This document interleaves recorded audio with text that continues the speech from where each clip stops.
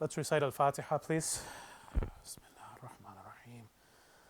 Alhamdulillah Rabbil Alameen. Ar-Rahman ar-Rahim. Maliki yawmiddin. Iyaka na'budu wa iyaka nasta'een. Ihdina as-sirata al-mustaqim. As-sirata alladhina an'amta alayhim. Ghayra al-maghdubi alayhim wa lad-dallin. أعوذ بالله من الشيطان الرجيم. بسم الله الرحمن الرحيم. والحمد لله رب العالمين بارئ الخلائق أجمعين باعث الأنبياء والمرسلين ثم الصلاة والسلام على أشرف الأنبياء وسيد المرسلين حبيب إله العالمين أبي القاسم محمد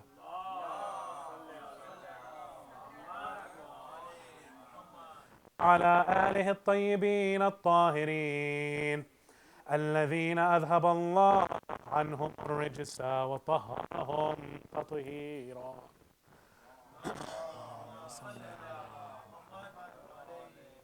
واللعنة الدائمة على أعدائهم إلى قيامة يوم الدين.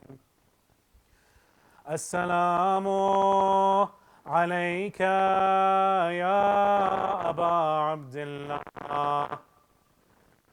السلام عليك يا ابن الله يا غريب كربلاء وزعمني زيارتكم وشفاعتكم في الدنيا وفي القبر وفي الآخرة. أما بعد، يقول الله في محكم كتابه قرآنه المجيد وقول الله من الشيطان الرجيم. بسم الله الرحمن الرحيم. ووجدك عائلا فأغنى. آمنا بالله. صدق الله العلي العظيم.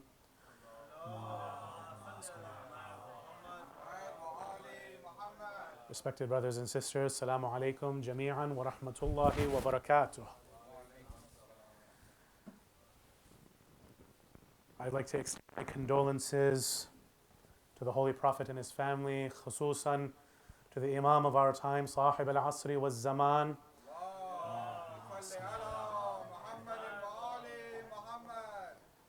On the 40th day anniversary of the tragic killing and the martyrdom of Imam al-Hussein alayhi salam, and the capturing and the enslavement and the humiliation of the women and the children of Ahlul Bayt, salawatullah wa salamu alayhim.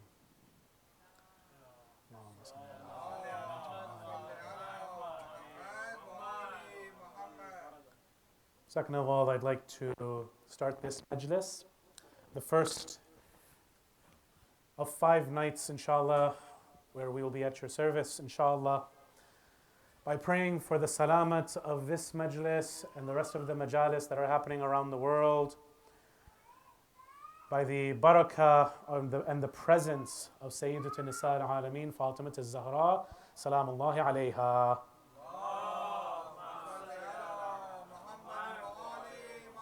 Tonight, inshallah, we'll be looking at the topic of were the Ahlul Bayt alayhim as-salam poor? You find that in the understanding of most people, there is this understanding that Imam Ali alayhi salam, as Ibn Abbas once said, is khasif al-na'al.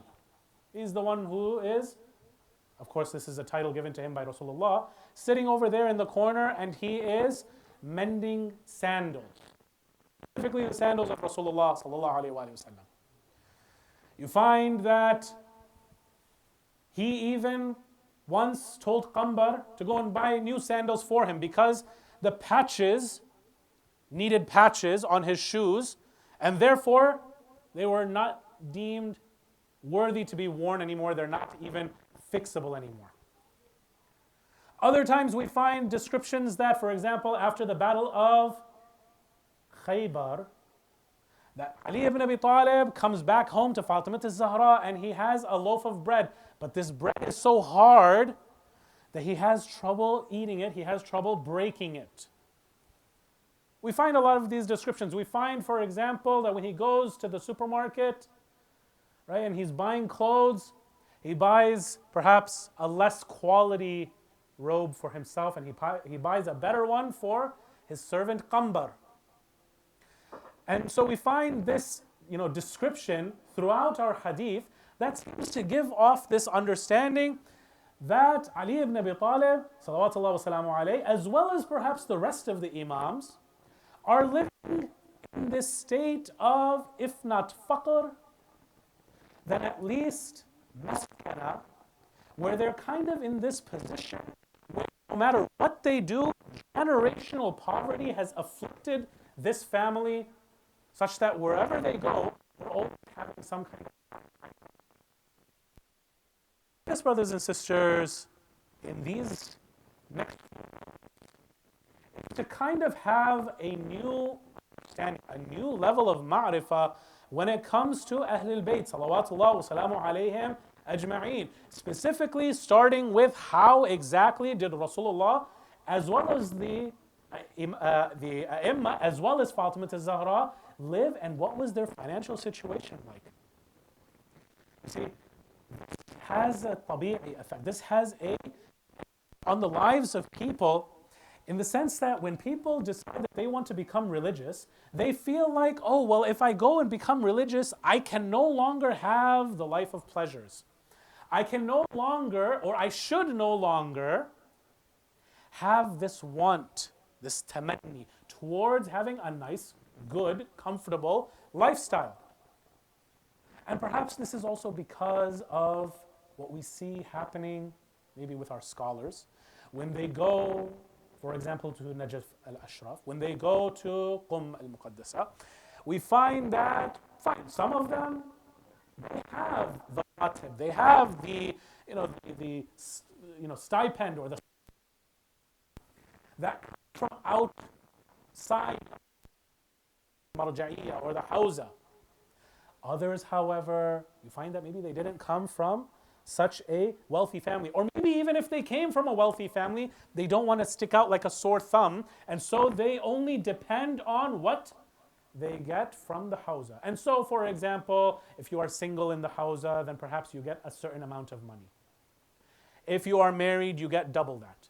If you do well in all of your examinations, then you get, from each and every single one of the teachers of Bahth al-Kharij, you get, for example, a little bit of a gift.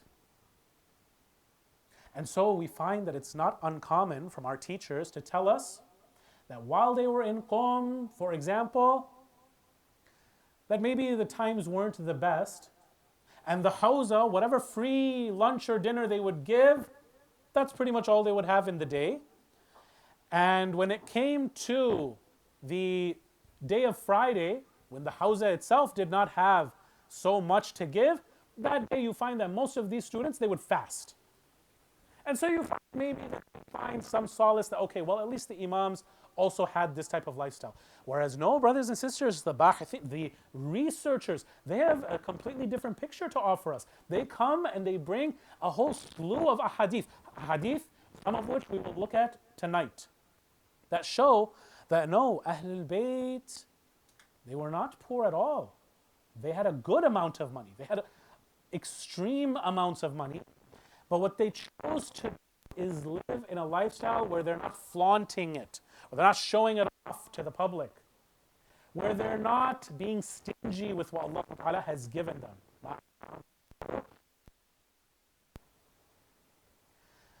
So we find that it's not necessary, as some of these youngsters who might believe that once I go to the religious lifestyle, khalas, I can no longer have a nice car, I can no longer have nice clothes, I can no longer have a nice house.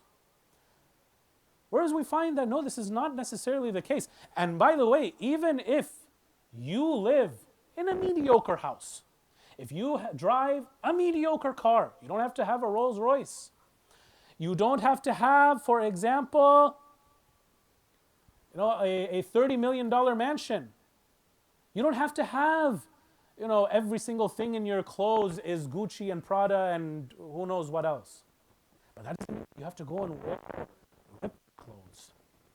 That you have to go and wear clothes that, for example, are beaten up and they're from 15, 30 years ago, that are hand-me-downs. This is not necessarily the case.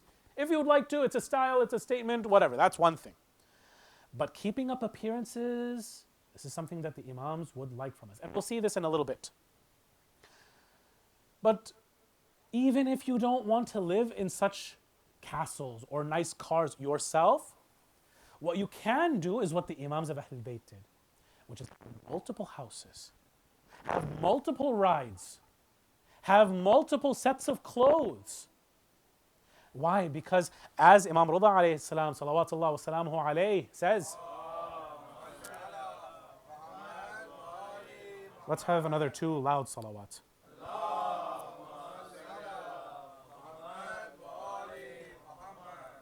Allahumma salli ala Muhammad wa ali Muhammad.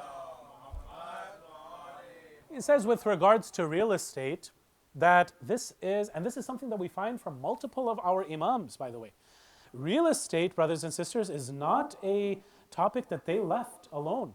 You'll find that the Imams, multiple turuq, multiple pathways of earning, they explored and conquered them. That's why when we come to Imam Rida alayhi salam, what does he say about real estate? He says this is if you hold on to it, this investment is an investment that Allah has put blessing into like no other investment. Sometimes our youth, they come to us, right? Actually, no, they don't come to the Maulanas. They don't come looking for financial advice or investment advice. And you know what? Let me go and put this disclaimer because we're in the United States. None of this is financial advice, okay? You're on your own. Go hire some financial advisors and, don't take this from me. But if you want to take as a generality from your Imams, Bismillah, take it. And you'll find that many people within this country as well as others have made their millions and made their billions in real estate. What does Imam Sadiq alayhi salam say about real estate? He says, never sell a house unless you're going to buy with its profit a bigger one. You find this is even how the US tax code works. How many of you have heard of a 1031 exchange? How many of you, even if you're a stranger to real estate, you don't know what a 1031 exchange is, how many of you have heard of capital gains tax? Capital gains tax, even if you just dabble in stocks, you have a Robinhood account, you have a whatever, right? When you sell, you're going to be hit with something from Uncle Sam called capital gains tax. Whether you sell within a year or outside of a year depends. And that's what's going to determine whether you're a higher or a lower tax bracket. But come to real estate, there's ways where you can play around with the money and you can go and transfer it into a different asset. This is something that 1400 years ago Imam Sadiq alayhi salam was already teaching us. That if you want the barakah to stay and not be completely wasted, put it into another asset. So now he's going and telling his Shia to go and do all of this, but he's sitting in tatters and in complete poverty? Hasha, no, this is not the case. So what do we find? The first thing that I would like to bring your attention to is even if you don't want to have a nice, big, affluent statement on society where your house, your watch, your this, your that are completely shattering people's mindsets of what's possible to reach in terms of financial success, what you can do is quietly acquire assets that will be helpful to your fellow Shias. Why? Because Imam Rida alayhi salam, again we come back to the 8th Imam. What does he do? He says that one of the reasons why Allah subhanahu wa ta'ala has put so much barakah in real estate is because when it comes to your fellow brothers, when they're being kicked out of their houses by the tyrants of the time, you have property that you can now house your fellow brothers and sisters. That when times get tough, you are to go and help your fellow. This is something, brothers and sisters, that we find the asas, the roots of this are in the Quran. This is something that when we go and look at, for example, the reiteration in the Quran of the 10 Commandments. What does Allah subhanahu wa ta'ala say? He basically, look, I'm not going to go into all of this. This is a whole entire lecture on its own. Maybe one day, inshallah, we'll get into this. But Allah subhanahu wa ta'ala says, basically, that you need to be able to know who is the faqir in your society. How are you going to know that? He's going to walk around with a name tag. Hi, my name is Faqir. Lo, is he going to come with a hat and that hat to say, hi, my name is Faqir? No. You have to know the people in your community, such that when one loses a job, you have something lined up for him in your field. Or you have contacts that you can hook him up with, or hook her up with. But if you don't know anybody in your community, then khalas, what are you going to do? So now when someone in your community has a need, has needs in their financial lifestyle, you as their brother can come and help them. If they're about to be kicked out, you know because you are up to date with what's happening with them. You care about what is happening in the society. Isn't it the same Rasulullah that we all follow that says, sallallahu alayhi wa alihi wa sallam, that he's not a Muslim unless he cares about the umur of the Muslimin and the ummah, that if one part of the Muslim body is hurting, then so should he. Alaykum assalam wa rahmatullahi wa barakatuh. It says all of these things, but it doesn't enter our hearts, brothers and sisters, because we don't have this idea of Ahlul Bayt, that this is who our role models are. We should be aspiring towards them. Come with me now to something that Allam al-Majlisi Allahu maqama says, narrating from Imam al-Baqir alayhi salam to companions Abu Basir. What does he say in this hadith? He says, "O Abu Basir, wouldn't you like for me to read for you from the wasiyah, from the will of Fatima az-Zahra, salamullahi alayha?" He says, "Bala ya Mawla." He says, okay, so he goes and brings out a small box. You know these kinds of small boxes that maybe you have some precious jewelry. This is a very khas box. This is a small box. From it, he takes out a paper. And I'm not going to go into all of it, but basically Fatima az-Zahra, it says, this is the will of Fatima, that whatever I have, all 7 of my ha'it. What is a ha'it, brothers and sisters? A ha'it is something that surrounds a property, but it's, because it's the ta, it's something that's more tough, meaning it's walls that surround a garden, meaning it's a walled garden. We find a similar word called al-ha'ir, with a ra. What's al-ha'ir? Some of you may have heard of Ha'ir al-Husayni. Someone, maybe even their last name is al-Ha'iri. What's this last name? What's this word mean? There's a popular story, our bahithin, our muhaqqiqin, they say that this is not exactly a true story, but the story is that when Al-Mutawakkil al-Abbasi, la'natullah alayhi, goes and sends water, he's trying to divert the Euphrates River so that it destroys the qabr of Abi Abdullah al-Husayn alayhi salam, the water became confused and it started to go around the grave.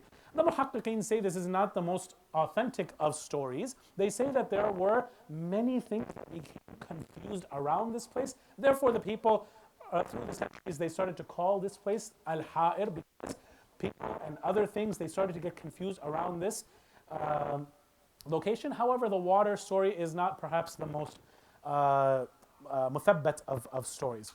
Regardless, we find this word ha'ir, therefore ha'it is also something that surrounds. So we find this in the wasiyah of Fatima az-Zahra, salamullahi alayha, that she has 7 of these walled gardens.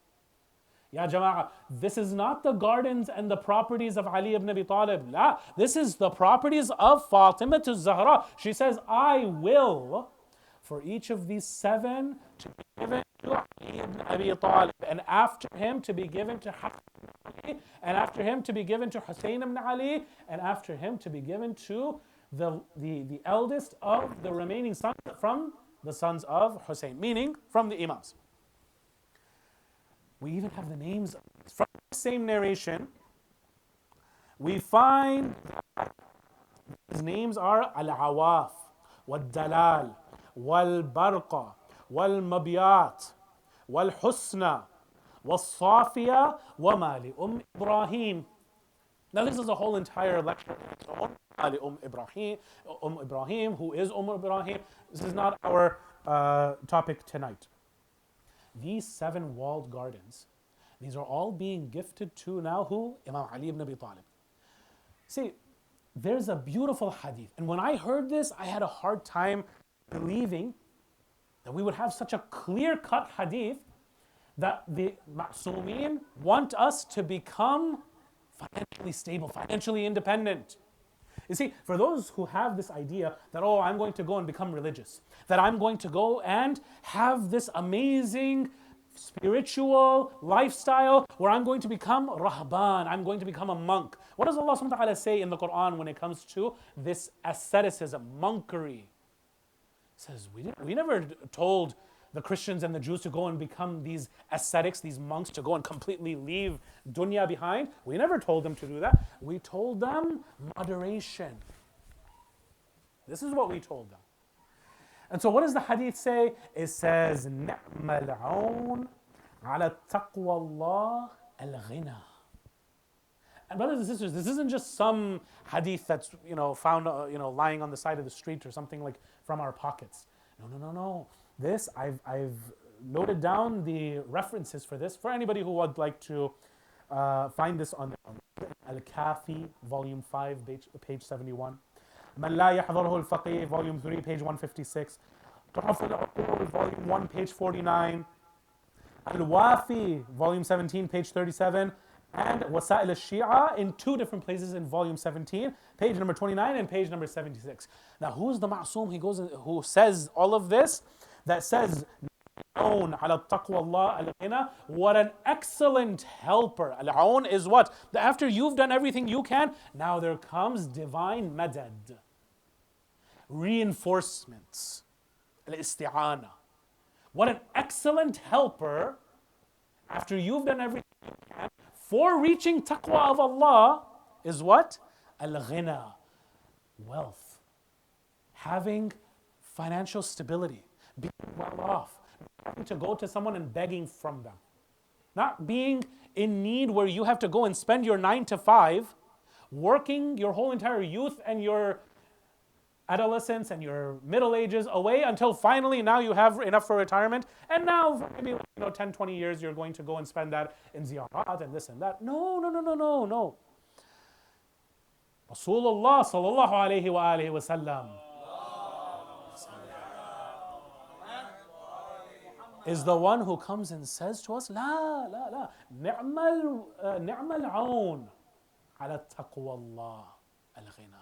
This is Rasulullah, and I listed for you the sources.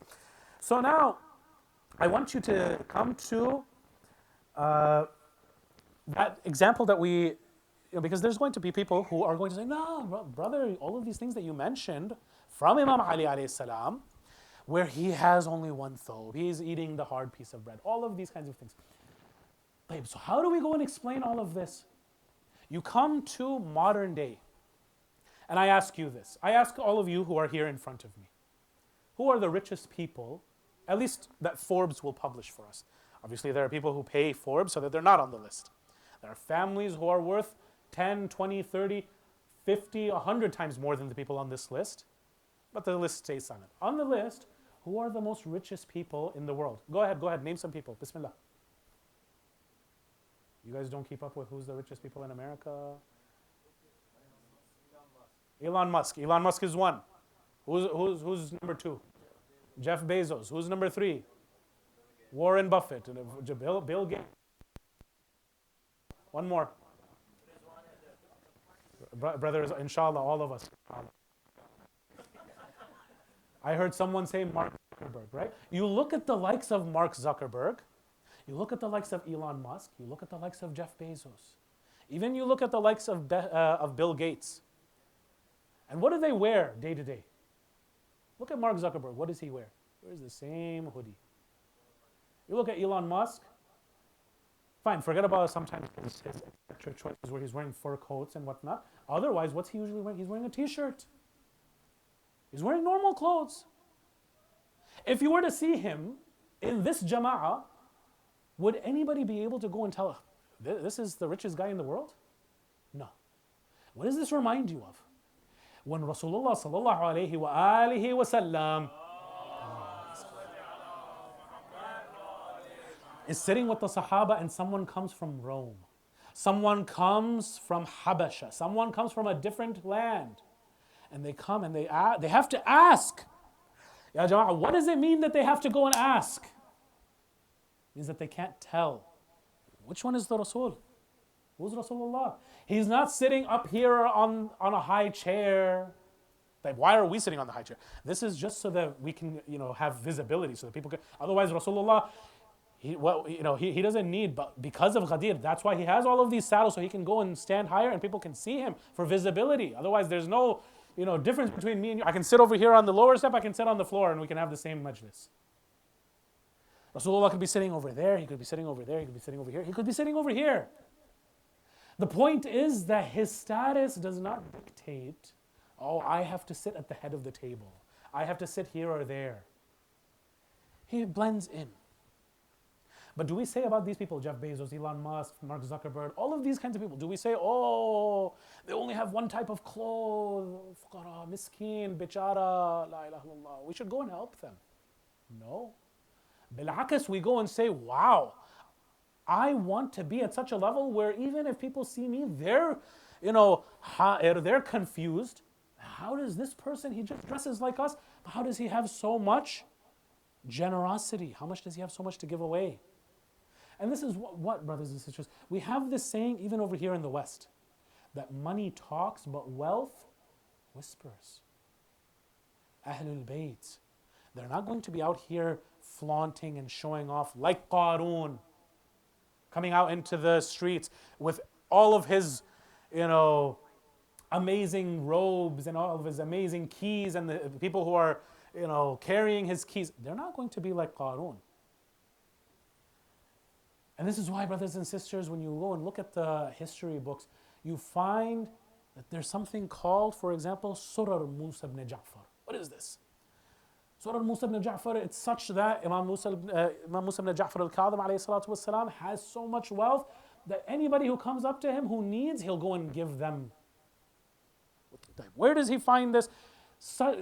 He has this because of all of the investments of previous imams of Ahlul Bayt. And he wants this to be such a known thing that the Shi'as are generous and their imam is so generous. Right? Even though he lives in the time of who? Ja'far al-Barmakki. He lives at the time of Harun al-Rashid. These people who are spending their money on what? Musicians, women, on gold and silver, on swimming pools filled with alcohol. La, Imam Musa ibn Ja'far and Imam Ja'far Sadiq alayhi salam, what do they want to go and spend their money on? On building up Islam, on making sure that the people are taken care of. But now ask yourself in your mind, where do they get all of this money from? Imam al-Hasan alayhi salam, tonight we're going to give so many examples of Imam al-Hasan alayhi salam. But before that, I want you to give the loudest of your salawat.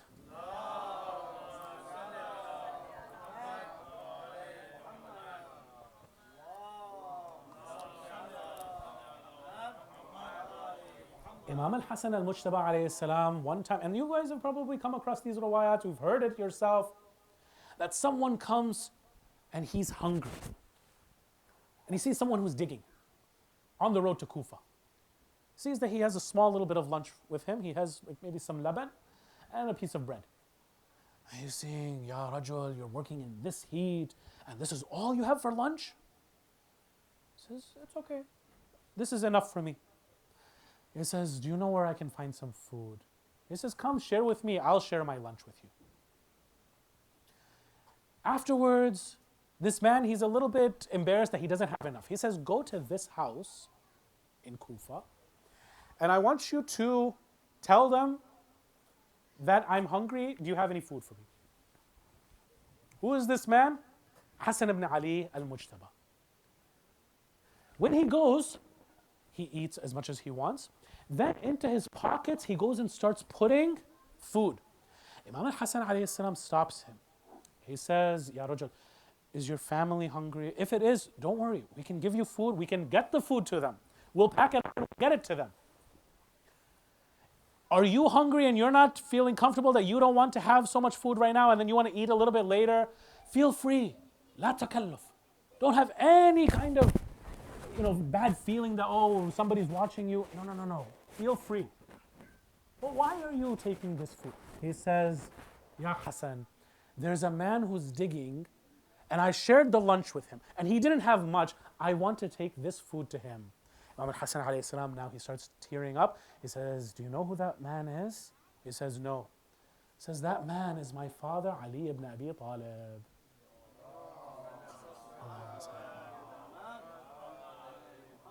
He says, Ali ibn Abi Talib, Khalifa? He says, yes, the Khalifa.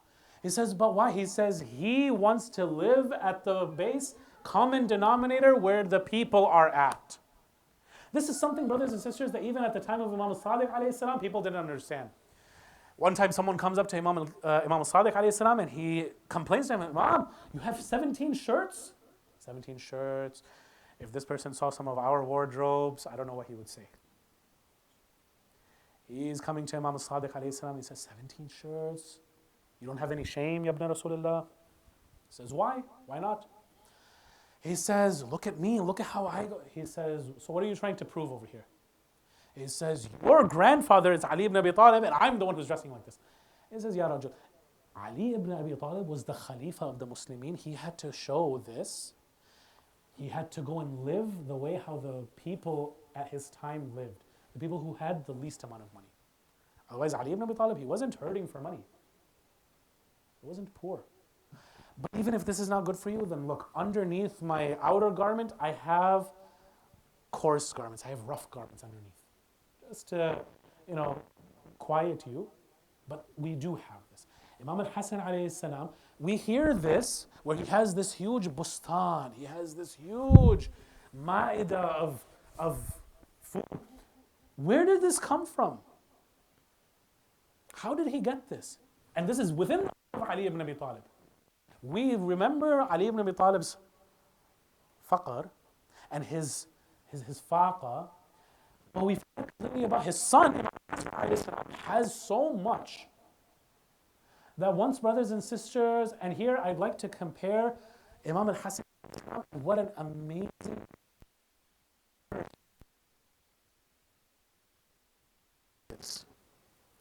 he's known as Kareem Ahlul Bayt. Kareem Ahlul Bayt, يعني شنو? What does it mean? We have another Imam, his name is Imam al-Jawad. What's the difference between Jawad and Kareem? Jawad in the Arabic language means when someone asks, you don't turn him away and you enrich him. Kareem means that whether you ask or don't ask, you still give. Imam al-Hasan alayhi salam, he's known as Kareem Ahlul Bayt. Now, does this mean that the other Imams, they weren't Kareem? No. Imam al-Kadhim alayhi salam, he's known as Kadhim al-Ghayb, the one who restrains his anger. Imam al-Rida alayhi salam is known as Ahlul Bayt. What? They're not knowledgeable? No, these are mawaqir. These are moments in each of the Imams' lives where they got to showcase one of these attributes. So what do we find from Imam al-Hasan alayhi salam? Imam al-Hasan alayhi salam, I want to compare him right now to Prophet Sulaiman. Without taking away from Prophet Sulaiman, but this is something that even the other Imams of Ahlul Bayt, they never did. This is something khassatan li Imam al-Hasan alayhi salam. What did he do? Prophet Sulaiman alayhi salam used to have a carpet. Right? He used to have control over the winds and he would go on his carpet. On this carpet, he'll go and distribute, money, he'll go and distribute rizq, he'll go and distribute to the people of, Palestine and all of the lands that he owns. But when he comes back to his castle, you'll find this a couple of times, even in the story of Dawood, where he wants his privacy in his castle. He says, okay, when I go and lock the door, I don't want anybody to come and bother me. This is time between just me and Allah subhanahu wa ta'ala. Come now to Kareem Ahlul Bayt and see what he has to say. He opens up his doors and he sees his whole courtyard filled with poor people, people who are here to ask for needs.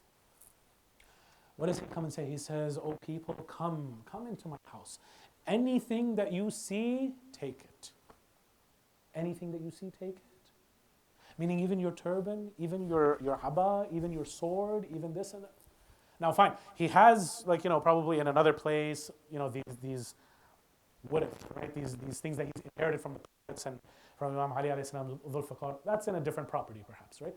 But whatever is in this house, come take all of my money, all of my food. Don't think that, I need this for my family, for this, that. No, it's okay. Whatever you need, take it. It's okay. Imam al-Hasan alayhi salam Brothers and sisters, pay attention over here. Sallu ala Muhammad wa ala Muhammad. Let's have another second louder salawat in honor of Imam al-Hasan alayhi salam. Twice in his life, Imam al-Hasan alayhi salam gave away everything he had. 3 times in his life, he completely divided everything in half. He said half is for the fuqara, half is for يعني ما في سبيل الله, for whatever is needed for سبيل الله. طيب, so how do you have Imam al-Hasan alayhi salam giving everything away? How do you have, for example, when we come to Imam al-Hasan alayhi salam, every single year he has a number of people who he'll go and find. And he'll go and say, go, take this money, go to Hajj. And I've funded not only you, and by the way, Hajj, you think that today it's expensive? It was expensive back in the day as well. Go to Hajj. Not only that, I'm going to provide all of the necessary things to feed your horses and your camels. Like 1 horse, 1 camel, how much? You're going to be traveling for months from wherever you came from. You're now just in Medina to go and do ziyarah of Rasulullah. That's why you found Imam al-Hasan alayhi salam. You're going to Mecca. But from Medina to Mecca, how long is it going to take you to walk? Probably a couple of maybe days, maybe a week. And you're going to go and take care of not just a caravan of horses, caravans of horses and camels. And you do this every single year. Like, where are you getting all of this money from? Some of you may have read a mu'jiza, for example, where Imam Ali alayhi salam, Ammar ibn Yasir comes up to him. Brothers and sisters, these mu'jiza, they happen 2, 3, 4 times when it's necessary, because the Imam doesn't have his, one of his slaves isn't there, or one of his servants isn't there to go and give the generosity, right? He might be traveling, for example. Ammar comes to Amir al-Mu'mineen alayhi salatu wassalam. Brothers and sisters, why are we telling you all of these things? So that you don't lose hope. That when you ask from the Ahlul Bayt, they have to give you. That when you raise your hands in dua and you say to Allah subhanahu wa ta'ala, Ya Allah, bijah kareem Ahlul Bayt, for the sake of Kareem Ahlul Bayt, a'tini, give me. Know that this Kareem Ahlul Bayt, He can give you, and Allah will give you for the love of Kareem Ahlul Bayt. Why for the love of Kareem Ahlul Bayt? Because of incidents like this in their lives. These stories are here to go and increase our love towards the Ahlul Bayt. These stories are here so that we have more of a reliance on the Ahlul Bayt, so that we don't forget them in our times of need, so that we remember the kinds of treasures that we have in Muhammad and Al Muhammad.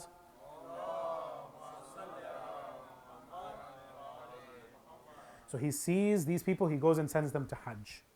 He sees, brothers and sisters, one time, a slave who is sitting with a dog. He has a piece of bread. He gives 1 piece to the dog. He eats another piece. He gives 1 piece to the dog. He breaks off another piece. He feeds himself. Imam al-Hasan alayhi salam approaches the man. He says, I'd like to know what you're doing. He says, Ya ibn Rasulullah, I had this piece of bread, but I didn't think of myself as good enough that I just have the whole piece of bread for myself. I wanted to share. And I saw this poor dog. And he was hungry. And so I thought, Yallah, I have lunch and it's going to be enough such that I can eat. Even this dog can also eat. Imam al-Hasan alayhi salam is so impressed. He says, who's your owner? He says, that person over there, he owns this garden. Imam al-Hasan alayhi salam says, come with me. Comes to the person who owns the garden. Says to the person, I'd like to buy your garden from you, and I'd like to buy this slave from you. Person says, Ya ibn Rasulullah, okay. Accepts the price. Imam al-Hasan alayhi salam turns now to this slave. He says, I've freed you. That's number 1. But number 2, I want to make sure that you're well off. This garden that I just purposed, I have no need for it. This is now your garden. I want you to go and become a businessman and use the funds that are generated from this garden to go and further do more good works like what I saw you doing. Brothers and sisters, this definitely deserves a loud salawat.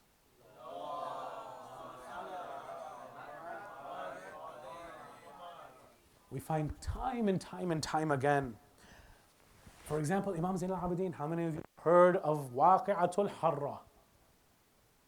Yes, where Imam Zain al-Abidin, he gives refuge to 400 families, giving refuge and sustenance and supplying them to 400 families. That's not simple, that's not easy.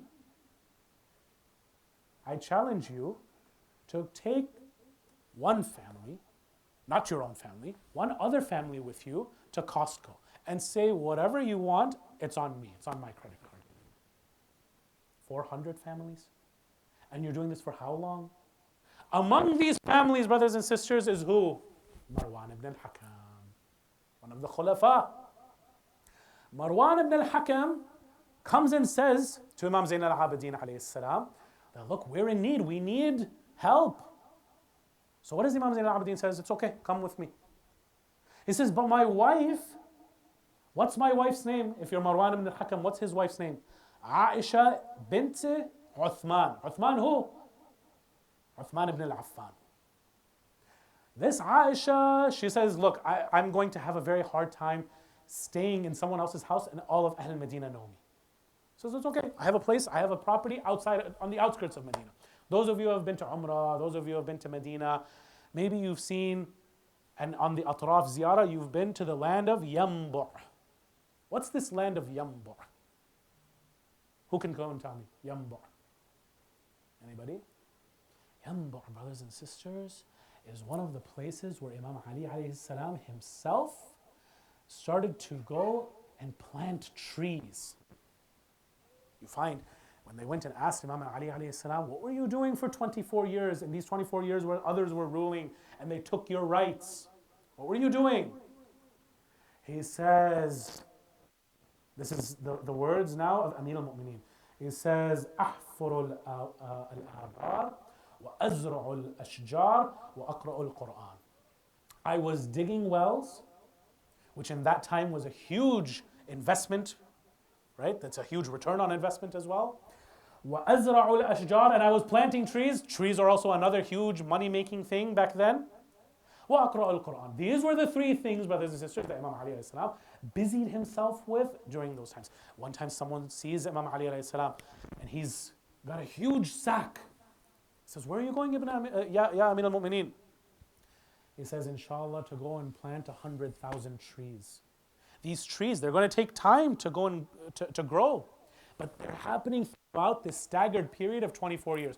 Who is one of the recipients of these, of the yields and the money that comes from these gardens? Some of them are ready and they're grown by the time of Imam al-Hasan alayhi salam. All of them are ready and grown by the time Imam Zayn al-Abidin alayhi salam is now the Imam of the time. Hatta, so that when 400 families in Waqi'atul Harra are in destitute, straits, they're in desperate need.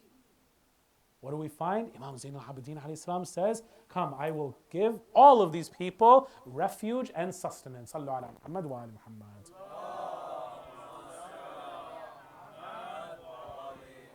What did we say also? Fatima az-Zahra has 7 gardens. We named them. This goes to Imam Ali alayhi salam when she passes away. Ali ibn Abi Talib has his own gardens, and these also go to Imam al-Hasan alayhi salam. When Imam al-Hasan alayhi salam, we looked at this in previous times when I came here to Indianapolis, the Imam al-Hasan alayhi salam, he went with Muawiyah and made a treaty. One of the points of the treaty was, I'm going to keep Baytul Mal Yazdajird to myself. Baytul Mal Yazdajird, this is no small joke. Muawiyah thinks, oh, okay, fine. I have many other Baytul Amwal. One is okay. What's that going to hurt? No, this one happened to be a strategically placed one. And whenever Imam al-Hasan alayhi salam and Imam Hussein alayhi salam, because remember, Imam al-Hussein alayhi salam is Imam for 10 years before Karbala happens. Who's the Khalifa at that time? Muawiyah. Yazid comes, and then within a couple of months, all of these things happen and Karbala happens. Ala kull hal, this Bayt al-Mal is one of the things that helped Ahlul Bayt during those times. While some of those trees were not giving fruit at all times. These are how Ahlul Bayt used to, for example, not only sustain their needs, but the needs of others. To give you one example, one of the gardens, one of the orchards that Imam al-Hussein alayhi salam inherits from Imam Ali alayhi salam حط بالك. I want you to go and give me your full attention. صلوا على محمد وآل محمد. Says that each and every single year would yield, listen closely, 100,000 golden dinars. Dinar is which one? It's the golden one. Dirham is which one? The silver one. Okay? Now I want you to think to yourselves, how much is this 100,000? We'll come to the calculation very shortly. I want to give you a couple more examples, but keep this in your mind. The Imam al-Hussein alayhi salam, just one of these gardens. How many does he inherit from Fatima al-Zahra? 7. How many more does he inherit from Imam Ali alayhi salam? It's not really mentioned in the riwayat that I was able to find, but a few dozen at least. He has many of these gardens. Imam Ali alayhi salam, 24 years is a long time. They had a lot of money. Otherwise, how do you explain? They give away their money, then the next year they do it again. They fund this person for Hajj, they fund caravans for Hajj, they fund all of their necessities, and then they do it again, and they do it again, they do it again. This, brothers and sisters, to those who are savvy with investments, you know that there's something called passive income. You can go and give everything that you have this month. Next month, when the rent comes again, you'll have everything all over again. All of your investments, they come and give you dividends, or they come and give you rent, or they give you all of these different types of names. Next month, everything is going to come all over again. Yes? That's why Imam Ja'far Sadiq alayhi salam, he comes to his son, Muhammad ibn Ja'far. This Muhammad ibn Ja'far was not one of the greatest sons. Imam Rida alayhi salam has to, kind of teach him a lesson when he's Imam. This Muhammad ibn Ja'far, Imam Sadiq alayhi salam comes to him and asks him, how much money do we have with us? He says, we have 40 dinar. He says, okay, give it all. We'll come back to this narration in a couple of nights. Give it all fi sabilillah. Give it to the fuqara, give it to the needy, give it all. He says, but we won't have anything in the house after that. He says, watch what happens, watch. So Muhammad, he listens to his father, goes and gives it all. A couple of weeks later, how much does Imam Sadiq alayhi salam get? 4,000 golden dinars. He says, we traded with Allah. We gave 40, he gave back 4,000. Allah subhanahu wa ta'ala is generous. So don't feel that when you go and give charity that this is going to be a nuqsan for you. La, bil'akis. It's the exact opposite. You will be inviting rizq into your life. Then, for example, brothers and sisters, Imam al-Hasan alayhi salam, multiple imams. You guys know this. When we read the Shahada of Imam Zayn al-Abidin, what does Imam al-Baqir see on his shoulders? He sees not only the whips, not only the collar of Sham, but he also sees those marks of wheat and wealth, and he was giving it out, distributing it in the night. Imam Ali alayhi salam, when he's doing this in his final years in Kufa, what do we see? The orphans, they come to the house of Ali alayhi salam and they realize, oh, Ali was the one who was giving us mal and food all of this time. And remember, they come with bowls of milk. How, after multiple imams, are each able to go and do this night after night after night, where people are able to rely on these hooded figures who they don't know, until finally we realize, oh, it was Ja'far ibn Muhammad, it was Ali ibn Hussein, it was Ali ibn Abi Talib, salawatullah wa salamu alayhim ajma'een.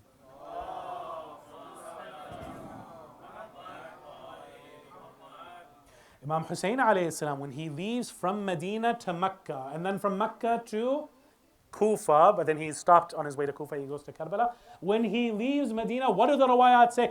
They say that he left with, listen to this, 250 camels.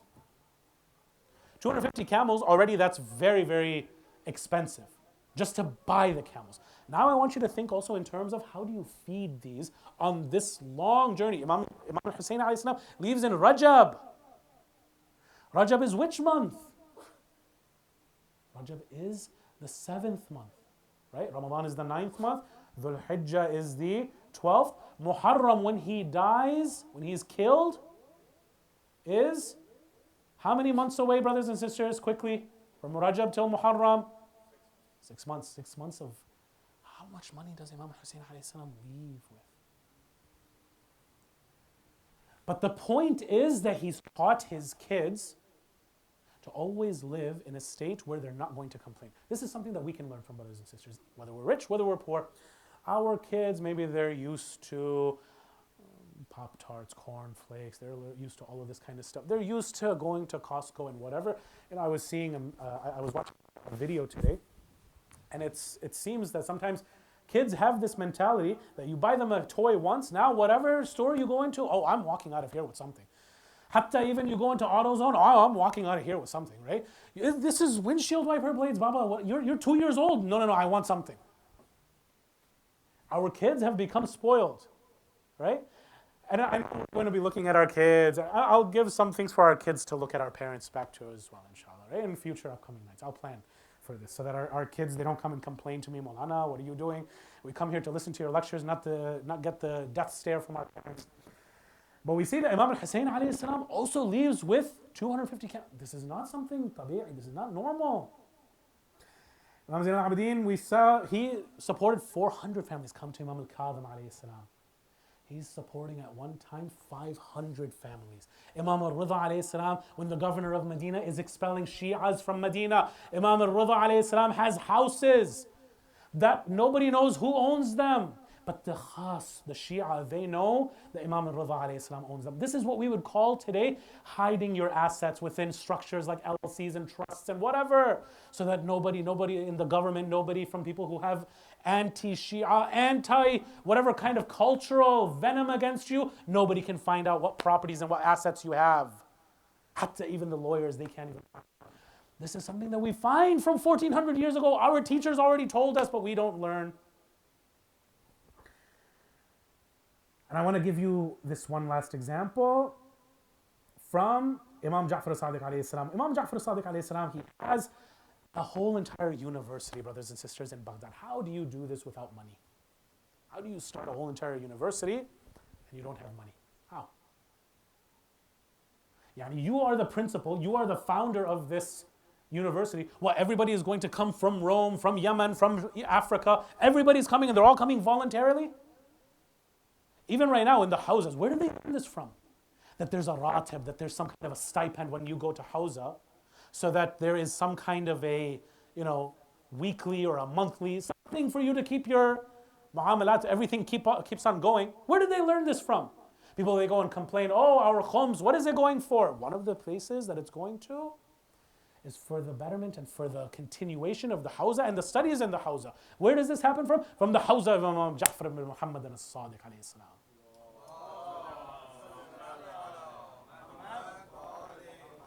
Imam as-Sadiq alayhi salam, this comes from a companion by the name of Adhafir. Adhafir says, my father was given by Ja'far ibn Muhammad as-Sadiq alayhi salam 1700 golden dinar. And he was told, Ya Aba Adhafir, go with this 1700. This is what my father Imam Muhammad ibn Ali al-Baqir has given me. I want you to take it. I want you to trade with it. I have all of this to go and worry about. I have my family, I have the house, I have the government, I have all of these different kinds of things. I don't have time to go into the markets and do trade. I want you to go and take all of this and trade on my behalf. He comes back to Imam Sadiq alayhi salam. He brings him 1800. Imam Sadiq alayhi salam smiles. And he says, take this as capital and go and invest it again. I have no need for it, but I want you to do it again. Su'al, question. Why does Imam Sadiq alayhi salam smile like this? Why does he smile like this? Imam Sadiq alayhi salam, he has need for money. He's greedy. Think about it right now. I want you to think about it. Think up some answers. Why would Imam Sadiq alayhi salam smile that there's a good return on investment? And I'll give you, look, you might be thinking 100 dinars. What's this? Well, I mean, this is not really much. My, S&P 500, whatever, if it only goes up $100, that's not really much to, celebrate over. No. I want you to think about this. Sallu ala Muhammad wa ali Muhammad. Another second, louder salawat.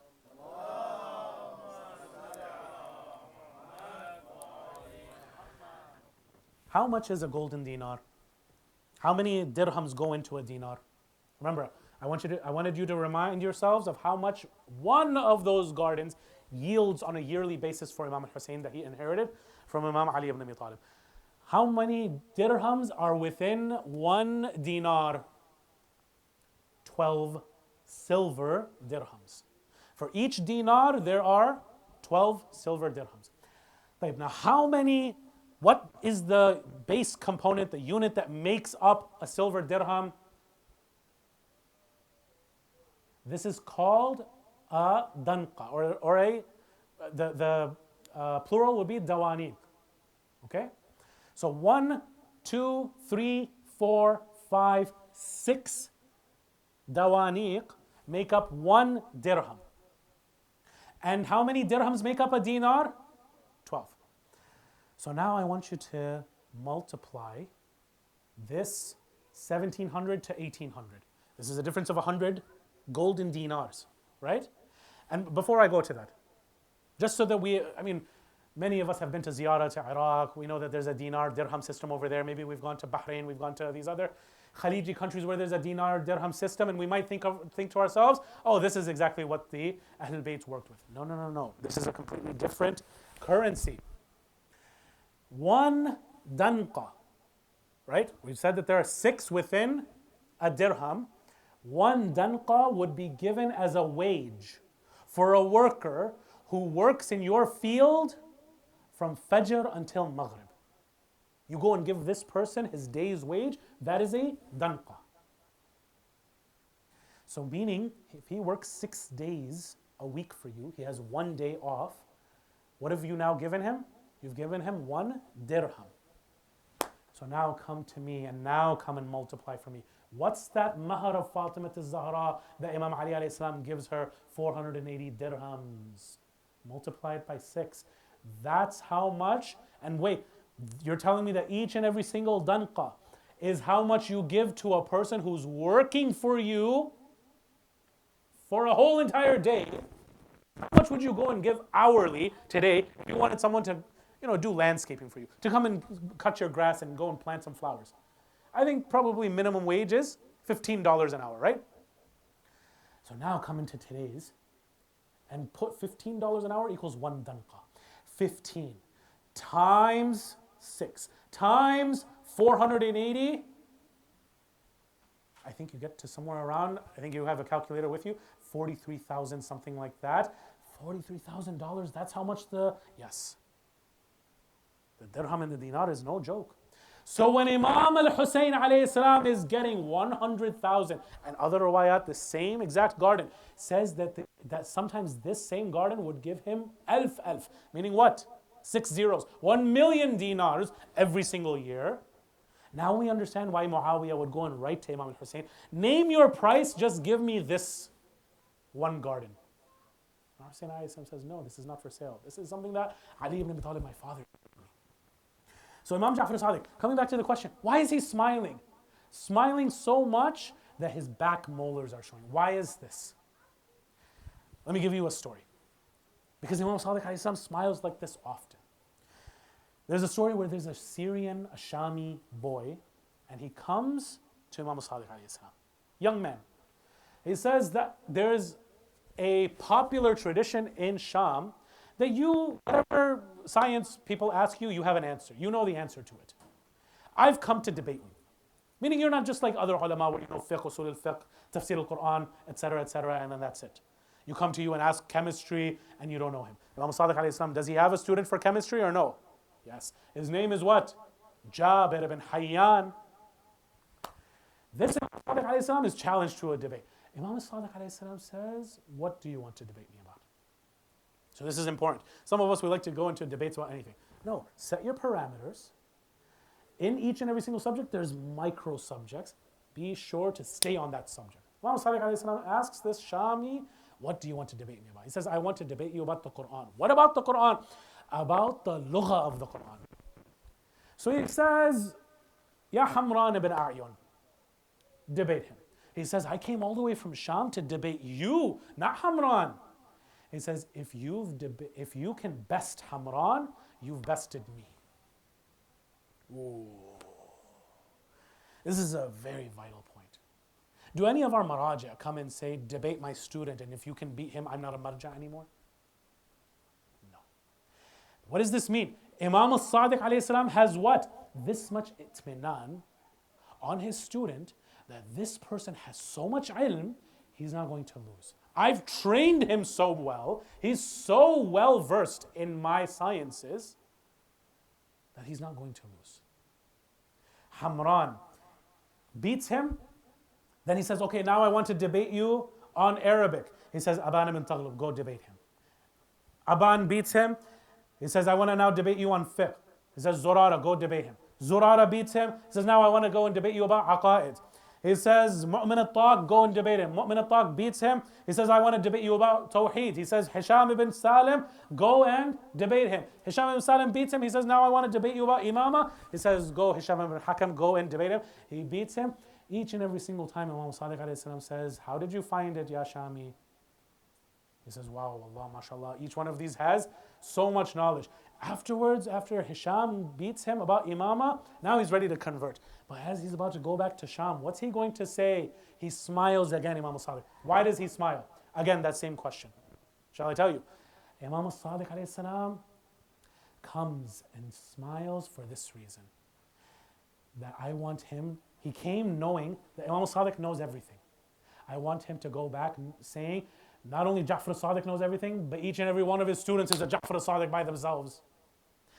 And when this person, Aba al-Dha'far, he comes and he makes a successful trade again, he wants his followers to become tujjar, he wants them to become successful tradespeople. Such that when people come and they have the funds, fine, you don't want a nice car, you don't want this and that in your own lifestyle, go and start a center. There's already a center in your place, go and donate generously. Go and make sure that there's programs that people come to. You have these kinds of places. Other states, brothers and sisters, they don't have a Zainabiyah.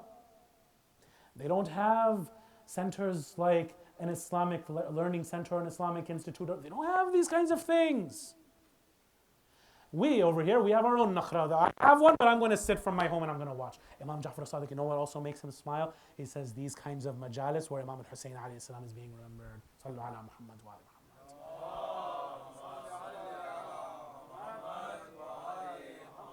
So brothers and sisters, to conclude, where does he learn all of this from? He learns this from Khadija. Khadija also had a huge business. We don't go and criticize Khadija. Allah subhanahu wa ta'ala doesn't criticize Khadija. Jibreel says, Allah subhanahu wa ta'ala wants you, Rasulullah, to give fadak to Fatima as a thank you for what her mother, Khadija, gave. So it's not a bad thing to go and become well off, to become self-sufficient, to have investments, to live a decent lifestyle. Even these rich people, you go and look into some of their lives, they're living with a decent house, a decent car. They're not flashy. But brothers and sisters, when this same Khadija dies, she's given all of her wealth away to the point that she doesn't even have a kafan. Rasulullah now has to go and take off his aba and he wraps his wife in this aba. And he's crying that, Ya Rab, I don't have even enough. In these final few years, Khadija gave everything. Such that Khadija used to eat the weeds of the Shi'b of Abu Talib. So that the children of Banu Hashim, they could eat the few pieces of bread that Imam Ali ibn Abi Talib could go and take and he could trade. Because nobody wanted to trade. Imam Ali alayhi salam was strong, so they were scared of Imam Ali. They would eventually sell him something. Even at this young age, Khadija dies like this. Comes Jibreel and he says, Ya Rasulullah, I have 5 kafans. Says, as for the first one, because Rasulullah asked him, but we're 6. Who's this? Who's left out? He says, the first one right now is for your wife Khadija.